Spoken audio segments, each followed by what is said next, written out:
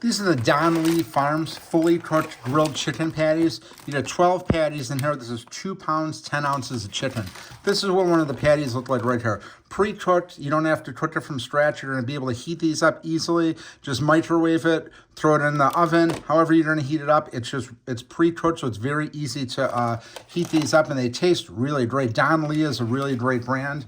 I picked these up at Costco. I also get the Angus Choice beef patties. Those currently Sam's Club's the only place that has them, but what I like about these very small ingredient list: chicken raised without antibiotics, onion, and then sugar, salt, spices, and garlic. That's it. Not any crazy ingredients in here. 120 calories per patty. And again, you're getting 18 grams of protein here. So if you're looking for pre-cooked grilled chicken patties, definitely don't want to check these out. Very pleased with them. This is a really great pickup. Again, you get 12 patties in there, 2 pounds, 10 ounces, 18 grams of protein, and it's pre-cooked grilled chicken. This is a great source of protein, and it tastes really great as well.